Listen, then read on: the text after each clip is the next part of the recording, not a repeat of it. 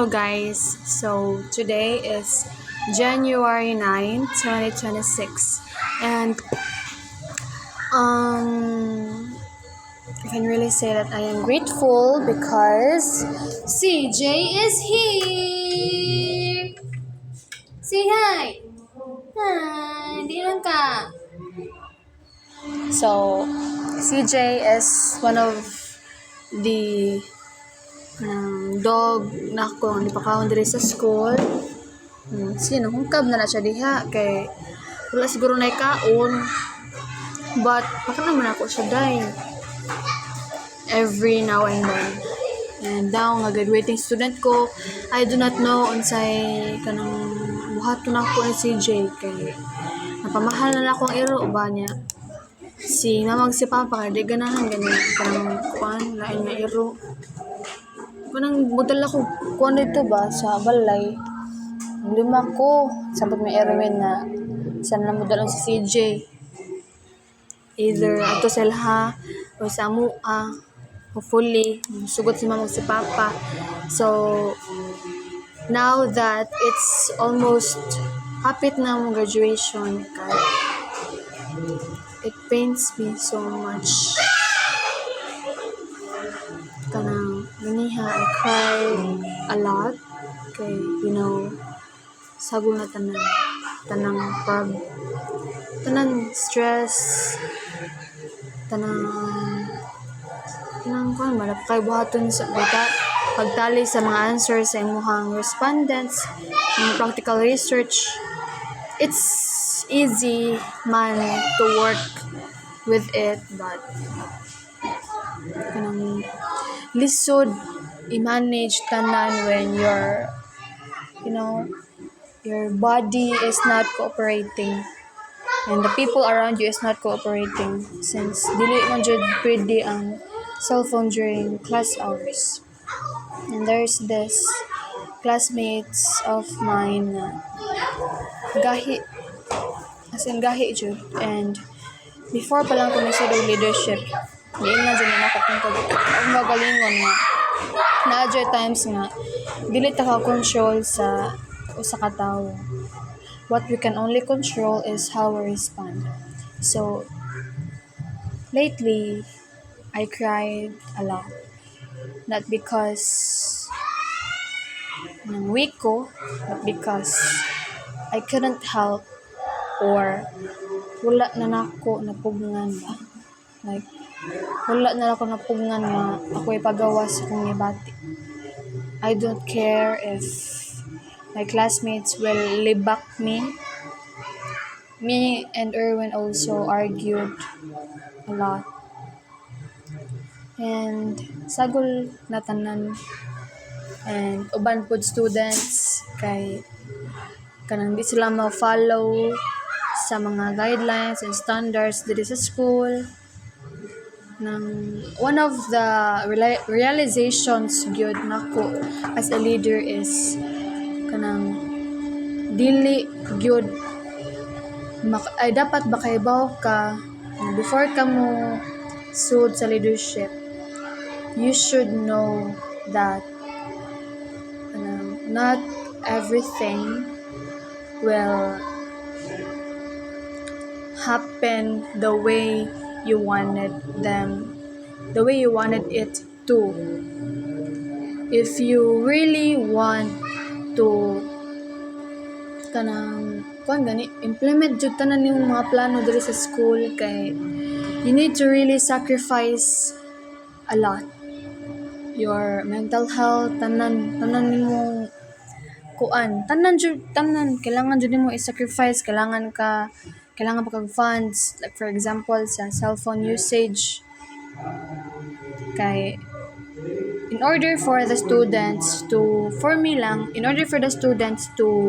really follow the phone usage is kailangan na CCTVs here sa school, so that ang higher authorities diri sa school kay makamonitor sa mga students. But diri man gud sa among school kay lisod siya kay walay CCTVs each school, which is I really understand.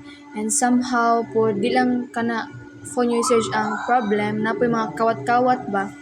So hopefully pila na ka kung sunod year, di ba, wala naman jud ko dire sa mong school since graduate naman ko, dili ko ka-notice sa mga improvements. Hopefully sa sunod nga mga leaders or mga teachers, hinaot maka-implement sila maka-implement jud sila nga para ma-lessen or ma-stop jud ba, and peaceful ang school, especially with the bullying.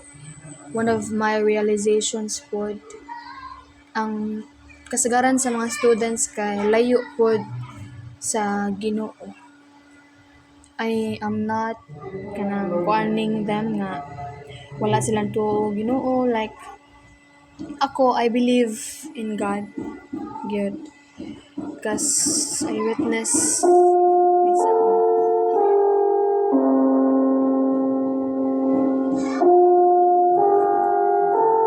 Ano naman, asam ka?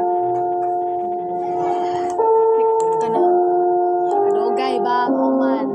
Okay.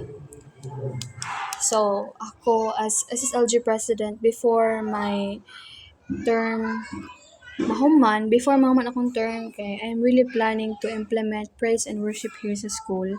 Even though wala na siya sa DepEd orders or memorandums, but I really wanted to implement one before ko mag-graduate, kay I wanted to notice them. I wanted to make an impact in someone's life. You know what? Kanang dili jud ta ka control sa usa ka tawo. Good. Like, you know, earlier I realized something that I am that kind of example. A friend to all is a friend to none. Ikaw, tabangan nimo sila per me, but when you were the one who needed help, wala. So, that's my biggest realization na ayaw ihatag tanan day. Kanang murag feel ako wala ko sa sakto nga environment, but I believe God put me here because nakoy purpose. So maybe dili lang gud ko mapadas sa mga dili worth sa akong energy. Di ba, CJ? Yes, tanaw siya nako. So before nimo end ang school year, no, kay naka-implement na ko og Dear Future Me, which is students will write their letters for their future self, like unsay lang isulti silang future self if they were given a chance to talk to their future self for self-reflection. I know, feeling ko gamay ra kana siyang impact, but for someone na nang kuan ba sentimental gani kayo, that kind of person, I believe I did a lot for it to happen. And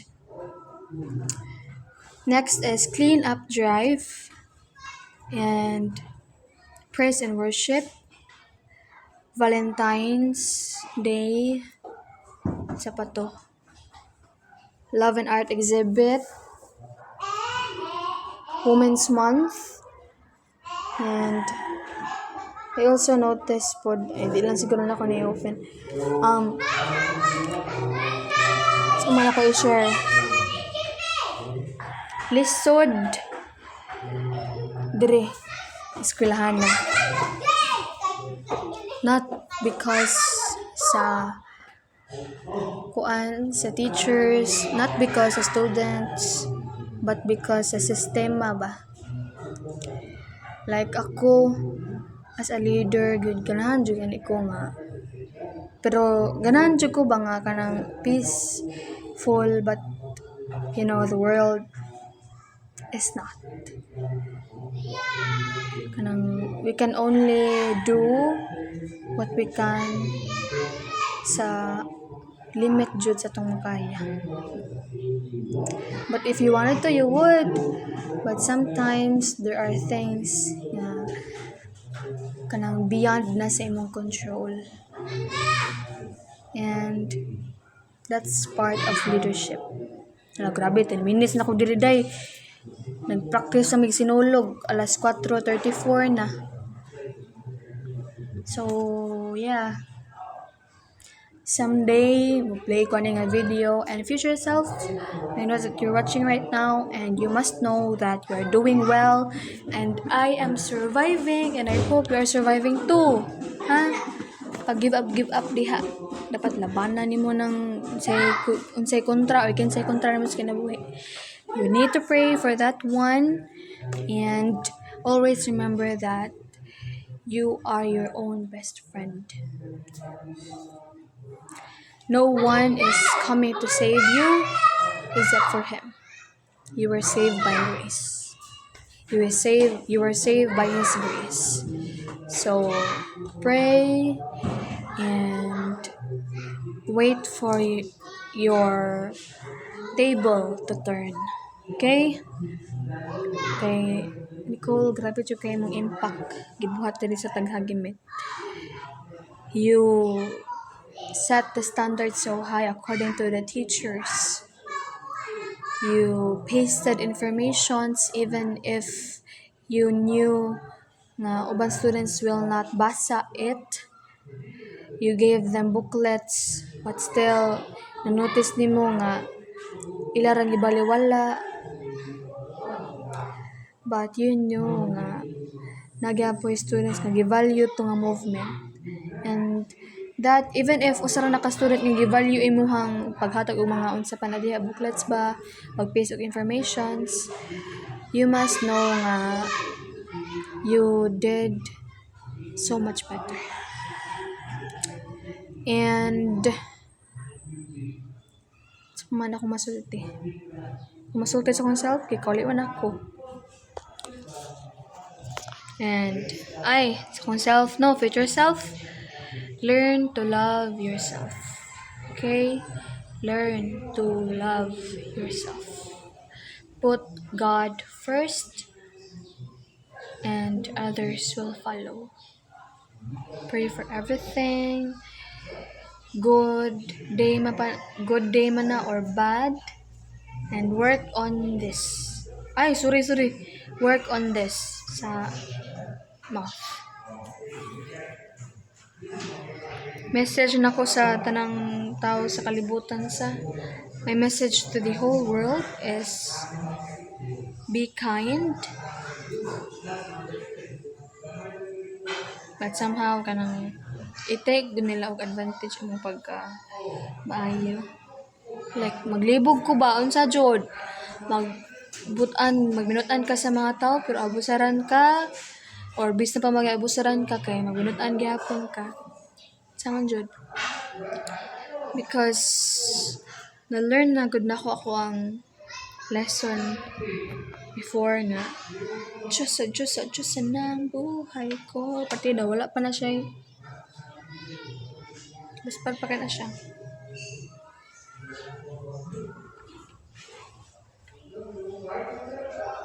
Ako na lang bitaw sa school, guys. Ano yung school? TLS. Bitaw ko ning mama rin. Ay, kamingaw. I'm grateful. Kapit na mahuman. I am now entering college. And good luck, self. College or TESDA, go rin yapon.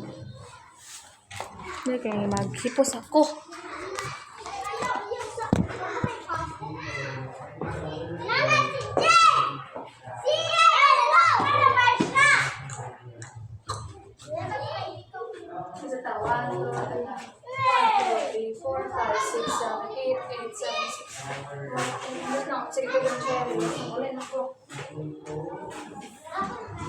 Si Jay!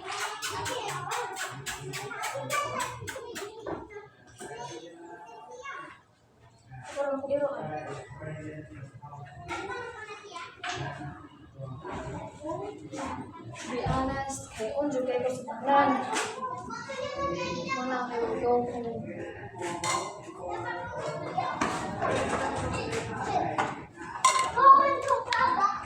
Going back to Honolulu just to get that pauwi.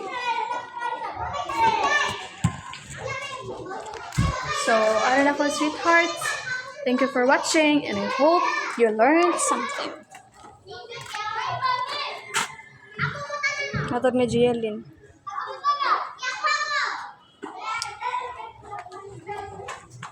Hala, si Miguel, apa ni uli?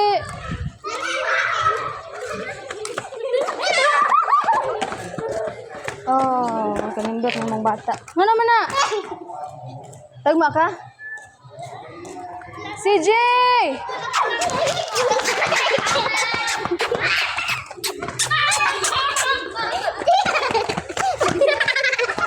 CJ! Gawas! Gawas! CJ!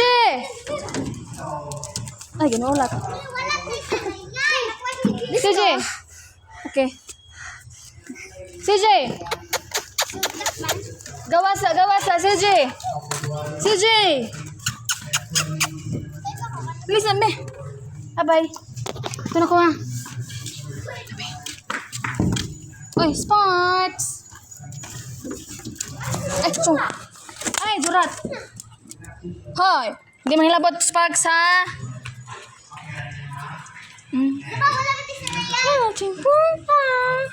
Oh, dili! Kahilig ba ni mama ako, eh? Di sa mama ako. Ayaw ha, ayaw. Mapaakan to mo.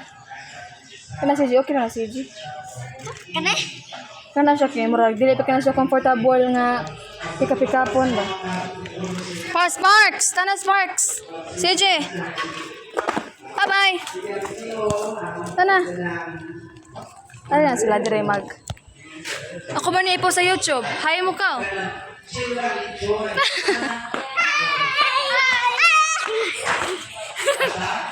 Post ko niya. Sa panganin nyo gani?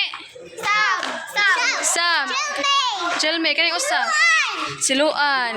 Ano si Miguel? Miguel. Si Miguel ka na. Crush na ko sa una.